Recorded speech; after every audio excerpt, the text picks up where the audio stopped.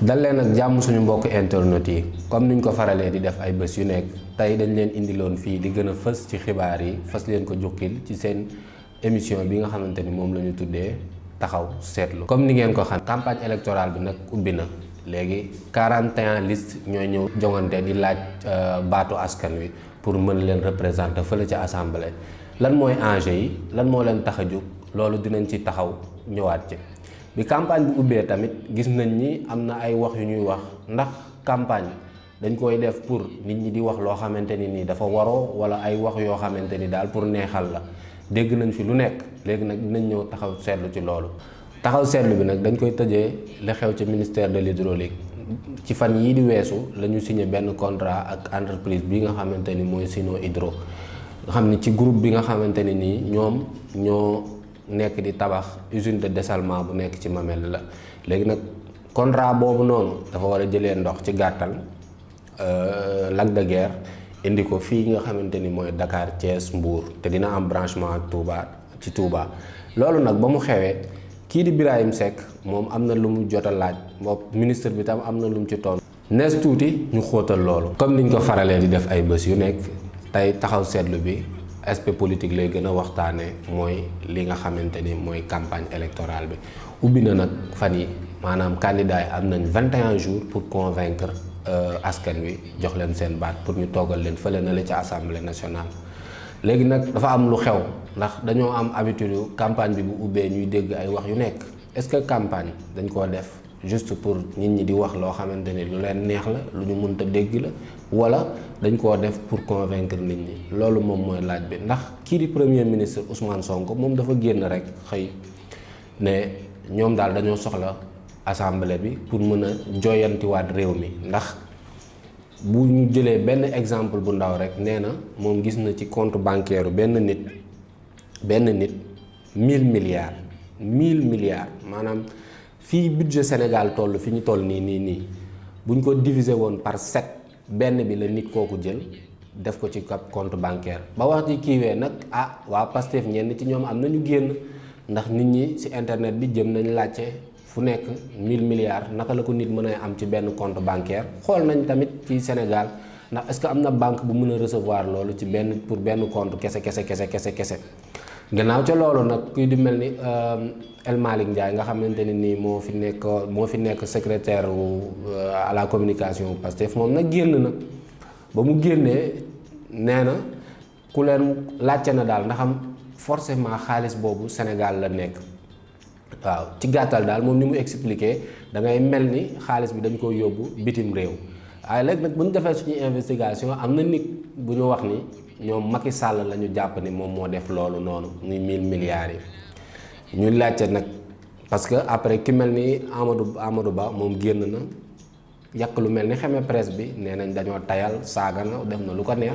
ndax nee na yooyu bu amoon ndax normalement dañoo war a dem xool spécialiste yi ñi nga xamante ni ñii ñoom ñooy spécialiste délinquant financier yeeg yooyu noonu international ñu dem xooli ndax nee na lenn moo waroon tey suñu xel maanaam Macky Sall am na benn période génnoon na fi dem xaatim ay accord ak benn dëkk bu ñuy wax Barbade te ñëpp xam ko ci affaire de paradis fiscaux nag ci gàttal mooy fa nga xamante ni mën nañ fa denc sab xaalis mu doon loo xamante ni lu lëndëm la balaa nit di ci xam dara faw mu sonn lool. waaw léegi nag nee na loolu ba mu amee la ñu sénégalais yi waroon seen xel tey pour ñu xam ni daal lii jëmuli kër. ñu nit def nañ suñuy investigation dem nañ laajte ñenn ñi faree ci Pastef ñoom loolu nan la war a mën a nekkee nan la ñu mën a sàccee 1000 milliards ci Sénégal mu génn te BCEAO du ko xam ñu xamal ñu ni par exemple ci projet yi nga xam ne projet d'infrastructure yi nga xam ne Sénégal moom la war a di def comme tabax tali tabax ay hôpitaux yu ni mel. nee nañ da ngay jël benn entreprise par exemple nga jox ko marché bi mu gañe ko entreprise bu nekk extérieur par exemple léegi nga utal ko filiale fii Sénégal léegi filiale bi nag moom day def commande ci entreprise bu nekk fële bu affaire yi nekkee 100 bu waree nekk 100 milliards mu def surfacturation de 150 milliards léegi bu ko defee loolu moom moo lay permettre nga génnee ko xaalis bi fële ci biti. waaye dafa am tamit loo xamante ni bu dee neem sax loolu explication bu ñu war a mën a dégg la, mais dafa am loo xam ne luy teye xel ci réew mi mooy lii ñuy tuddee bénéficiaire effectif. néem tubaab yi nga xamante ni ñoom xarañ nañ lool ci wàllum wër ki nga xamante ni ñi nga xam ne li ñuy tuddee délinquant fiscal ñoom dañuy toog diir ay at di topp benn affaire di ko topp pour xam kan mooy bénéficiaire effectif compte boobu noonu offshore wala maanaam ci paradis fiscaux yooyu daal ku ci am compte. ñoom dañuy toog ay at di ko lëñbët duñ ci mën a gis dara. ñii ñëw nañ fi même pas 8 mois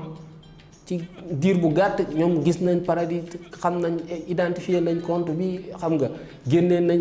xaalis bi, xam nañ xayma bi. loolu yëpp ci diir bu gàtt boobu moo xaw a teye xel. est-ce que nag waxu premier ministre boobu dañ koy verser ci campagne électorale, c'est-à-dire moom daal campagne bi ubbi na lu ko neex lay wax, wala ay wax yoo xamante ni nii lu ñu mën a téye suñu xel la. lenn am na benn kii bu ñu ciy jox indice mooy El Malick li mu wax, ndax moom nee na ci gàttal daal nan ko jox assemblée bi pour mu jël haute cour de justice pour mën a saytu loolu. waaye tam dama leen di fàttali benn affaire, soxlawul haute cour de justice pour mu traquer loolu. bu doon ñoom seen li ñuy wax nii lu am la, assemblée bi mun nañ jël procureur moom mu tàmbali poursuite yi, bu ñu demee ba assemblée bi toog nag ñu voté haute cour de justice ñu installé ko comme ça ñu def mise en accusation bi ñu topp ko xool lu muy joxe. loolu nag ba mu amee ñi faree ci kujje gi tamit ñoom it noppiwuñu, ku mel ni Barthélémy Dias génn na ne yàkkalan lu mel ni xeme Ousmane Sonko ne ko moom daal day wax ay wax yoo xamante ni nii jarul dóor sa doom. après loolu tamit Ousmane Sonko moom it du noppi ci loolu ak ay ñoñam. Ousmane Sonko ci gàttal génn na moom it ne ko day kuy jël butéel moom du kii.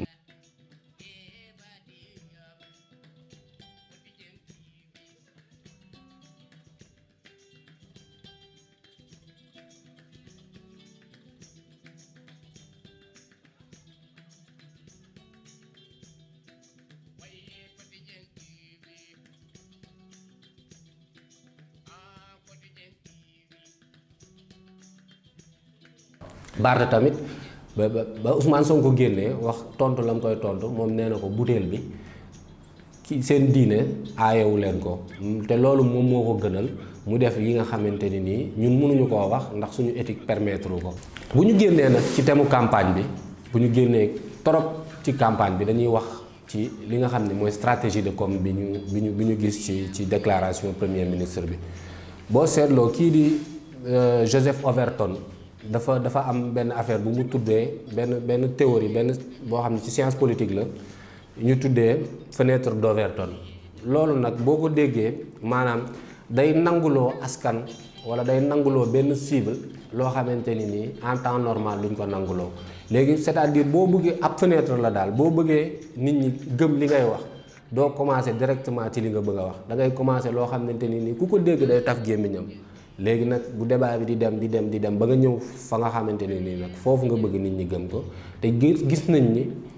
déclaration Ousmane Sonko bi presque foofu lañ ko mën a dugal, ndax après ñi ci génn ñëpp dafa mel ni ci genre circuit boobu lañ ñu bëgg a teg.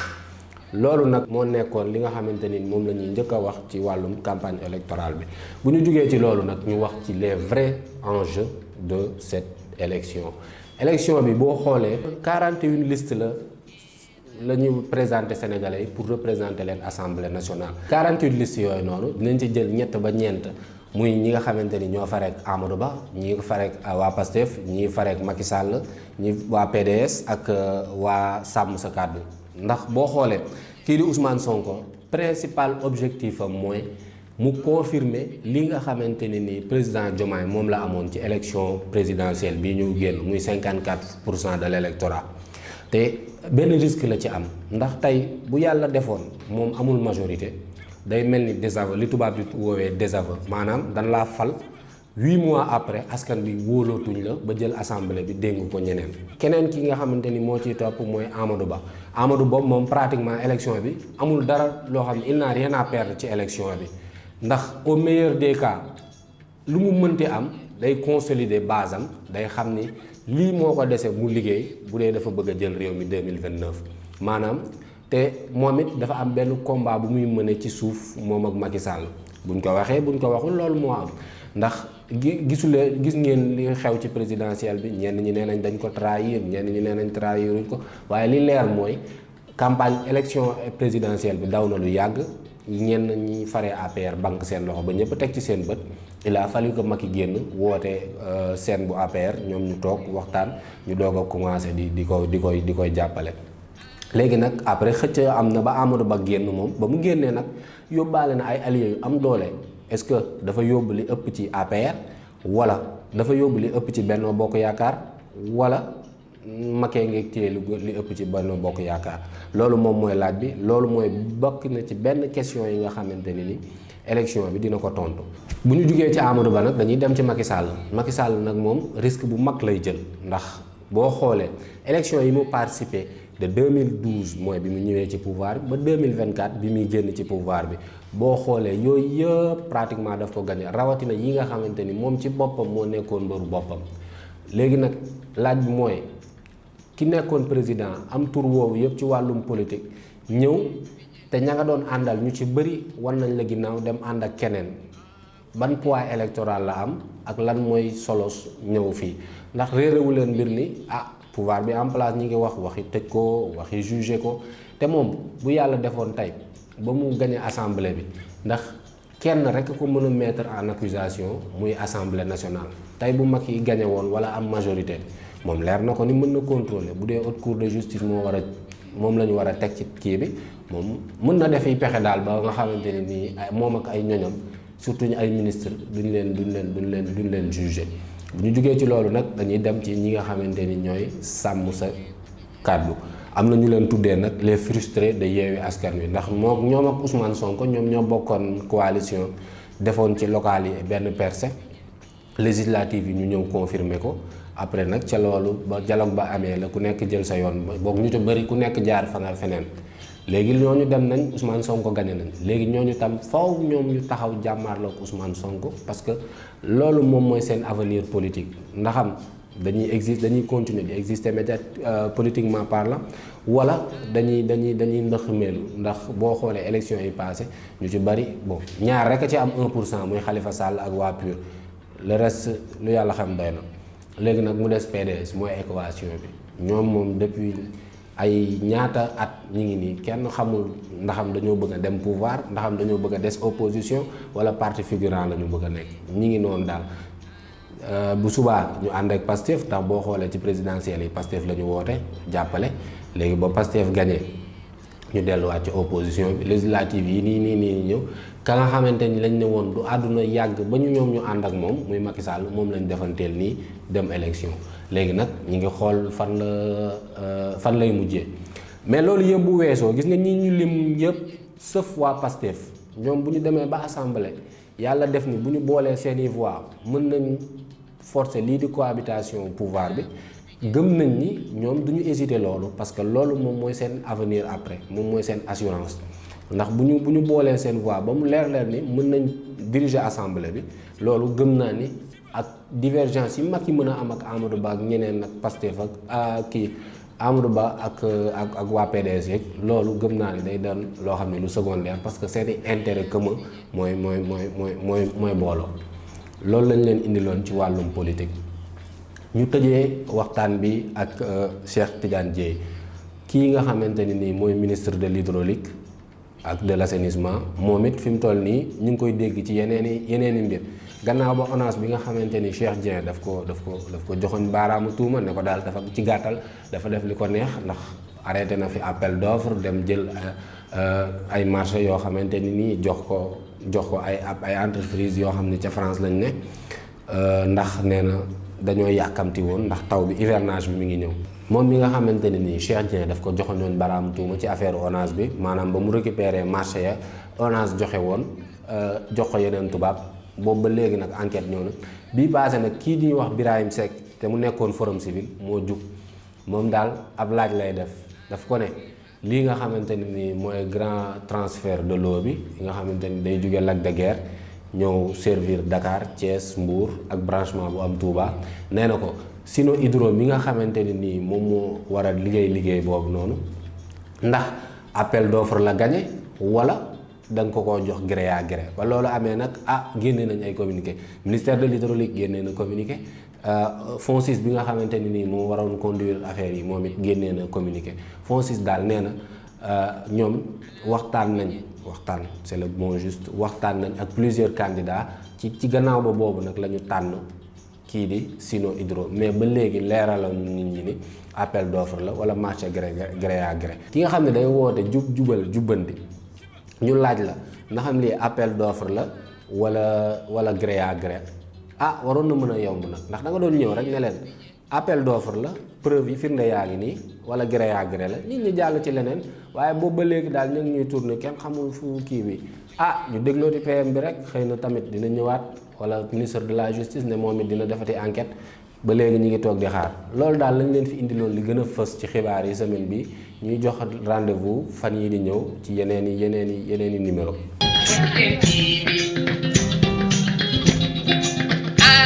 Quotidienne TV.